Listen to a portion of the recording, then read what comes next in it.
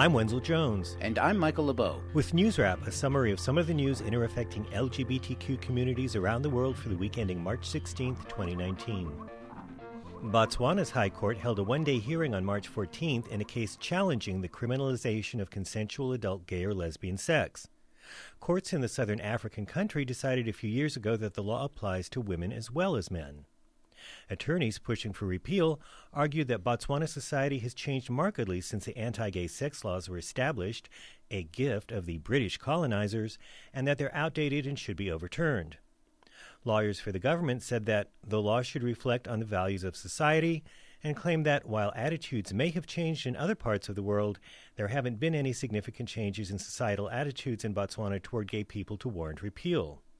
Same-gender love was, in fact, widely accepted among the native Tswana people before British colonizers brought their homophobia with them, including a penal code that punishes carnal knowledge of any person against the order of nature with up to 7 years in prison. Another statute, indecent practices between persons, carries a sentence of up to 2 years. Equality activists attended the hearing in large numbers, some holding placards that read, "Stigma must fall" and "My bedroom, my privacy." High Court Judge Abednego Tafa told the packed courtroom in the nation's capital, Gaborone, that a decision would be issued on June 11th. Kenya's High Court is scheduled to announce its ruling on that country's British colonial-era laws outlawing same-gender sex in May.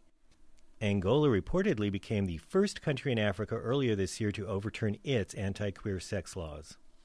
Germany's Justice Ministry issued a directive this week authorizing financial compensation to people who were being investigated or taken into custody but not convicted under the country's Nazi-era laws against consensual adult gay sex.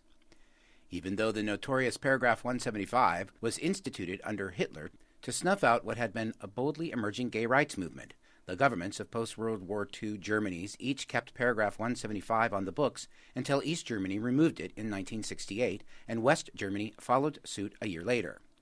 Unified German lawmakers ordered the records of thousands of convictions under that law to be expunged in 2017 and offered payments equivalent to about $3,500 for each conviction, plus half that amount for every year of prison time that a person started to serve.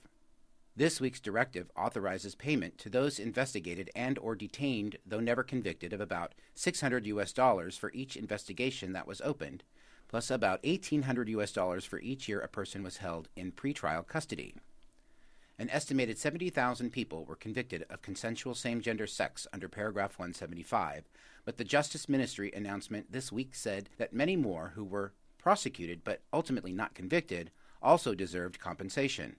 But it added a disclaimer that the payments are not to be understood as damages, but as part of a symbolic recognition of impairments suffered.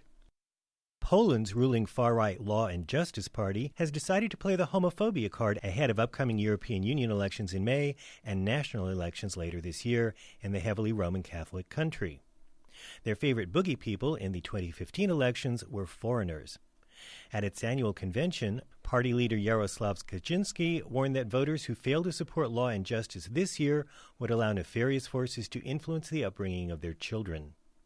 Our opponents attack our social policy, he said, and even worse, attack families. We will defend the Polish family. He ridiculed Warsaw's mayor for humanely liberalizing policies affecting LGBTQ people earlier this year, calling Rafał Trzaskowski's 12-point declaration unbelievable.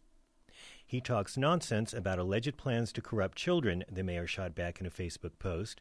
Trzaskowski described his initiatives as being about tolerance, to protect our fellow citizens from hate speech, intimidation, and lynching. Another opposition party member, Monica Rosa, said the entrenched right-wing government is building a campaign of hatred toward LGBT people. Let them really protect children, she added, by fighting against pedophilia in the church. Queer organizations around the world joined the global chorus of outrage and sadness over the massacre of some 50 Muslims during Quiet Friday prayers in 2 mosques in Christchurch, New Zealand. An Australian-born white nationalist who posted a voluminous, hate-filled manifesto and live-streamed the massacre called his targets invaders. U.S. President Donald Trump expressed America's condolences, but went on to veto the congressional resolution opposing his so-called national emergency by warning of criminal invaders at the country's southern border. The queer U.S. advocacy group Human Rights Campaign called hate violence against Muslims a global epidemic and said that we mourn for the victims and their families. Leading UK advocacy group Stonewall said that it's more important than ever to stand together in solidarity. A number of U.S. politicians already competing for the 2020 Democratic presidential nomination also expressed their sadness and outrage. South Bend, Indiana Mayor Pete Buttigieg, the only openly queer person in the race, so far at least, called the massacre an attack on us all. May every New Zealander and every Muslim hurting today feel lifted up in love and solidarity. And yet again, the obvious bears repeating, white nationalism kills. A memo published on March 12th by the U.S. Defense Department has put the wheels in motion to implement Donald Trump's ban on military service by qualified transgender people. The new order bans trans-identified enlistees if they've already transitioned, and new trans recruits must be willing to serve in their birth gender and promise not to transition.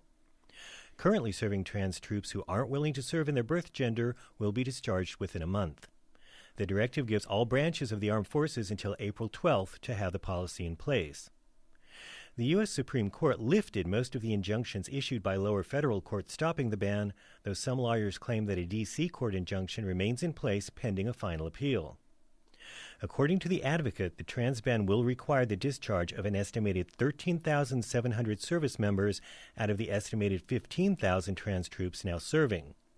That would be the largest single workplace layoff of transgender people in history, despite congressional testimony from virtually every U.S. service chief that they've seen no discipline, morale, or unit readiness problems as a result of transgender troops serving openly in the military.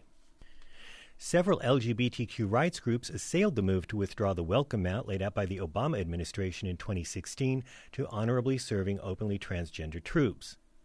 Statements by OutServe SLDN and the American Military Partner Association called this horrific policy even more cruel than Don't Ask, Don't Tell, to which many have compared the Trump trans ban because the Pentagon explicitly told these service members in 2016 that it was finally safe to come out, and now they're being targeted for discrimination. The policy requiring trans people to serve in their birth gender or get out betrays our service members, the statement adds, and is based on nothing more than blatant bigotry. And finally, Ireland's proudly out Prime Minister Leo Varadkar brought his boyfriend with him, Dr. Matt Barrett, to what he called a lovely breakfast at the home of notoriously anti-queer Mike Pence during pre-St. Patrick's Day ceremonies this week at the official vice presidential residence in Washington. Varadkar also met with President Trump, Democratic House Speaker Nancy Pelosi, and other political leaders during his visit. Pence's wife, Karen, who would normally have co-hosted the vice presidential breakfast, was conveniently out of town, so Pence's sister filled in. The vice president's wife probably feels quite at home in the queer hostile United Arab Emirates, where she is on an official visit leading the U.S. delegation to the Special Olympics World Games. Mother, as hubby Mike calls her, has been criticized for teaching at a private religious school in the D.C. area that rejects queer students, queer parents, or any LGBTQ supportive student or school employee.